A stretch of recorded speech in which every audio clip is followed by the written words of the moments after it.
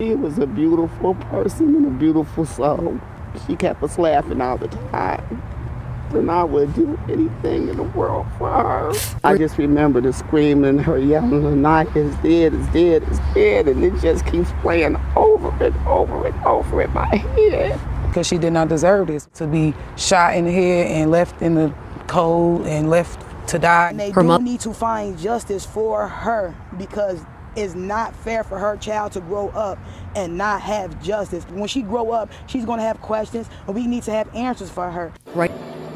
Someone found the body of 20-year-old Lanyah Dawson, also known as Naya, not too far from here at District 3 headquarters, lying on the road in the middle of Mount Airy Forest. Police responded to a call for an unresponsive body in the park at about 12:30 Saturday morning, and officers declared Dawson dead at the scene from gunshot wounds. It's not clear if she died there or elsewhere, with her killer moving her body into the park. Dawson lived across town in Evanston. I spoke to her grandmother there this morning. She didn't want to go on camera, but did confirm Dawson had a 1-year-old child. But the grandmother didn't want to talk more because of the stress this has caused for her and the family. Her cousin Jariah Crenshaw provided us these pictures. Dawson's Facebook page indicates she was an amateur rapper and that she did have that young daughter. Dawson had been due in court today on a misdemeanor theft charge involving merchandise from an area Walmart. Police are not saying anything about a motive or any suspects in her death. The killing was Cincinnati's 69th homicide so far this year. It was just a regular text. A mother, her daughter, a simple back and forth. The kind of conversation families have every single day without thinking twice about it. Lanyah Dawson had no idea that those would be the last words she would ever receive from her daughter, Lanyah. Hours later, in the dead of night, deep inside Mount Airy Forest, on a dark, narrow road completely closed off to traffic, someone shot Lanyah Dawson and left her there, alone, in the dark, at just 20 years old. She had a baby girl at home, a 1-year-old who would wake up the next morning still waiting for her mommy to walk through that door. She never did. And here's the part that will stay with you long after this video ends. The person who did this, they're still out there. No arrest, no answers, no justice. So what really happened on that forest road? And who led Lanyah there? Stay with us, because this story is far from over. Welcome to Homicide Exposed, the channel where we make sure the forgotten are never truly forgotten and the silenced finally get a voice. If this is your first time here, hit that subscribe button right now. We cover real cases, real victims, and real stories that deserve to be heard. Now, before we go any further into Lanyah's story, I want to hear from you.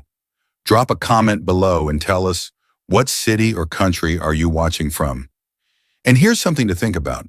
Have you ever walked somewhere at night and felt like something just wasn't right?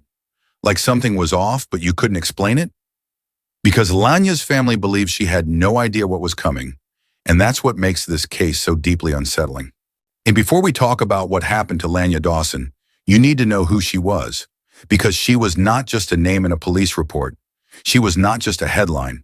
She was a real person, with a real life, real dreams, and real people who loved her deeply. Lanyah Dawson was 20 years old. She grew up in Evanston, a tight-knit neighborhood on the east side of Cincinnati, Ohio. It's the kind of place where people know each other, where families have roots, and where community means something. And in that community, Lanyah stood out. She was the kind of person who lit up a room the moment she walked in. Fun, loud in the best way, always laughing, always ready to make everyone around her feel good. If you were having a bad day, Lanyah was the one you called, and she would always pick up. Her mother, Lanyah Dawson, described her in a way that says everything. She was my baby, but she also was everybody's baby too. She was the life of the party. She was very fun, outgoing. You could always call her, and she would be there for you. Those words paint a picture of a young woman who gave more than she took. Someone whose presence made the world a little warmer for everyone around her. But there was another side to Lanyah that showed just how much depth she had. She was passionate about music. Bitch hating on her when she on your block get hectic. My niggas been in, they ready for seconds. Your bitch call, said she wanna sex me. Take to the room and make her undress. When the police give a habit, don't panic. An amateur rapper with a voice and a story she was still writing. At 20, she was just getting started. And then there was her greatest role of all, being a mother. Lanyah had a 1-year-old baby girl, a tiny little life that depended on her completely. By all accounts, she embraced that role with everything she had. She was young, she was talented, she was loved. And she had so much life still ahead of her. Now let's talk about the night that changed everything.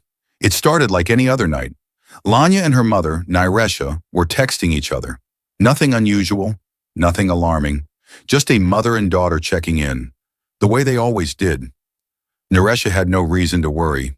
Lanyah sounded fine. Everything felt normal. But somewhere between that last text message and the early hours of the morning, something went terribly wrong. At exactly 12:28 a.m. on a Saturday morning in December 2024, Cincinnati police received a call.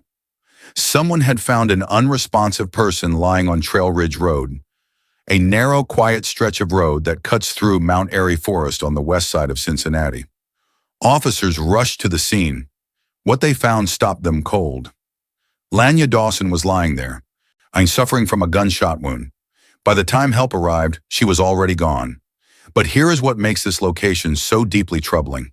Trail Ridge Road is not a place you end up by accident. That section of the road is completely closed to vehicles. No cars, no trucks. Nothing with an engine gets through there. The only way in is on foot. So ask yourself this. What would bring a 20-year-old mother to a dark, remote, vehicle-restricted road in the middle of a forest? At midnight? She didn't wander there. She didn't stumble upon it. Someone brought her there, or someone convinced her to go. And when investigators examined the scene, the evidence told a brutal story. 8 9mm shell casings were found scattered nearby. 8 shots. That is not a random act of violence. That is not a mistake. That level of force, in that kind of location, points to one thing. This was planned. Lanyah never made it home that night. Her baby girl was waiting. Her mother was just a text away. And yet in those final hours, something or someone pulled her into that forest. And whoever it was, they made sure she never walked back out. When that call came in just after midnight, Cincinnati police didn't know what they were walking into. The report was simple. An unresponsive person on Trail Ridge Road in Mount Airy Forest. It could have been anything. A medical emergency. Someone who had fallen. Maybe someone who had too much to drink. But the moment officers arrived, they knew this was something far worse. Lanyah Dawson was lying on that dark, isolated road with a gunshot wound. EMS responded quickly. But there was nothing they could do. Right there on that forest road, they confirmed what no one wanted to hear. She was gone. Then the forensic work began, and what officers found at that scene told a deeply disturbing story. 8 9mm shell casings were recovered from the area. 8, not one stray shot, not a single pull of the trigger in a moment of panic. 8 rounds fired at a 20-year-old mother on a road where no one could hear her and no one could reach her in time. There was also blood at the scene, evidence that confirmed Lanyah had been shot right there on that road. She was not moved. She was not brought there after the fact. Whatever happened, happened in that forest, and that detail matters enormously. Because Trail Ridge Road is closed to vehicles. No car can drive through that section of Mount Airy Forest. The only way in is on foot, in which means whoever was there that night walked in deliberately. They knew where they were going. They knew what they were doing. This was not random. This was not a coincidence. As of now, Cincinnati police have not named a single suspect. The case remains open and unsolved. Lanyah's killer is still free. If you know anything at all, about what happened that night, please make that call. You can reach the Cincinnati Police Homicide Unit directly at 5133-523-542. Or if you want to stay anonymous, contact Crime Stoppers at 51-3352-3040. Lanyah's family is waiting for answers. Her baby girl deserves justice, and someone out there knows something. We are right in the middle of this story, and I have to stop here for a second, because I genuinely want to know what you think. Lanyah was texting her mom just hours before she was found on that forest road. That road was closed to traffic. 8 shots were fired, and still, no arrests. So what do you think really happened out there?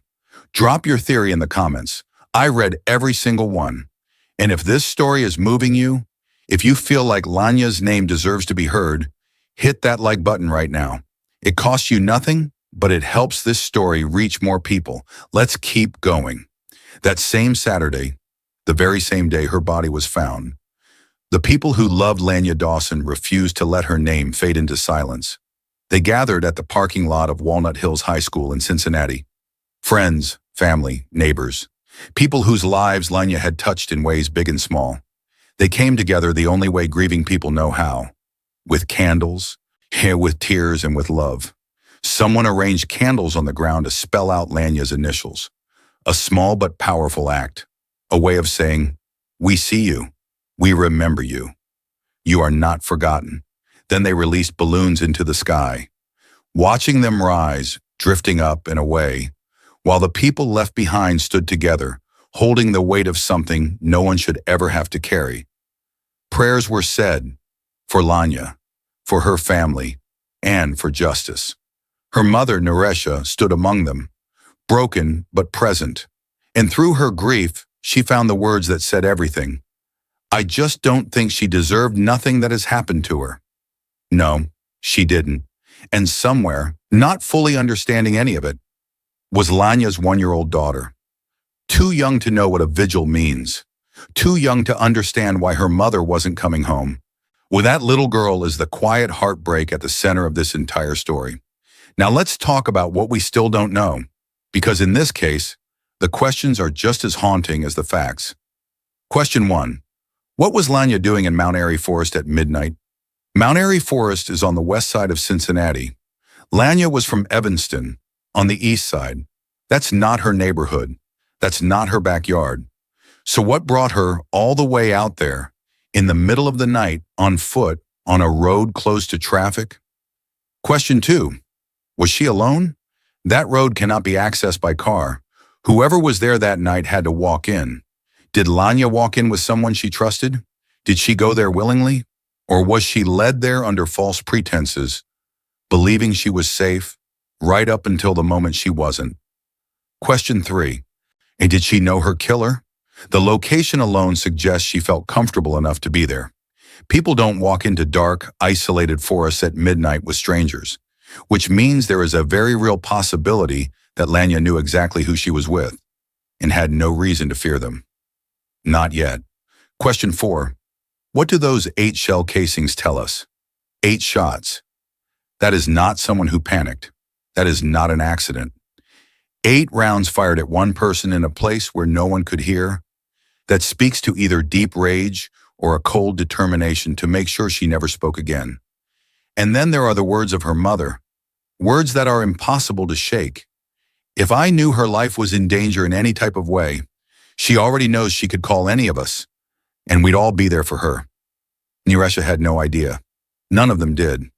And that is perhaps the most painful truth of all, that Lanyah may not have known she was in danger either. Until it was too late, the case remains unsolved. No arrests, no suspects named, no closure for a family that deserves answers. Before we close out Lanyah's story, I want to take a moment to talk directly to you, because if there is anything we can take from a tragedy like this, it is the lessons that could protect someone you love, or even yourself. First, share your location. It is one of the simplest things you can do. Before you go anywhere at night, let someone you trust know exactly where you are going. Drop a pin, send a text, turn on location sharing on your phone. It takes 10 seconds, and those 10 seconds could save your life. Second, trust what you feel. If something about a plan feels off, if a location feels wrong, if a meetup feels strange, listen to that feeling. Do not talk yourself out of it. Your instincts exist for a reason. Third, use the tip lines. If you know something about Lanyah's case, or any case, you do not have to give your name. Crime Stoppers exist specifically so that people can share information safely and anonymously. One phone call can break a case wide open. Fourth, show up for young mothers. Lanyah was 20 years old, raising a baby, navigating life in a tough neighborhood. Young mothers in vulnerable communities often carry enormous weight alone. Check on them, support them, be the person they can call, and finally, invest in your community. Now, programs like Cure Violence have proven that when communities come together, when neighbors watch out for each other, lives are saved. A neighborhood watch, a community group, even just knowing your neighbors by name, it all matters. Lanyah's story did not have to end the way it did. Let's make sure someone else's doesn't. Lanyah Dawson was not just a victim. She was a daughter who texted her mom that night like everything was fine. She was a friend who always picked up the phone. She was a young woman with a voice, a dream, and a whole future still being written. And she was a mother to a little girl who will one day grow up and ask questions that no child should ever have to ask. That little girl deserves answers. Lanyah's case is still unsolved. Her killer is still free. But cases like this get broken open every single day because someone somewhere decided to speak up. That someone could be watching this video right now. So please, share this video, send it to someone, post it, because sometimes the right person seeing it makes all the difference. If you are not yet subscribed to Homicide Exposed, do it now. Every week we bring you stories of real people who deserve to be more than just a headline. Lanyah Dawson was more than a headline. Say her name. Justice for Lanyah Dawson.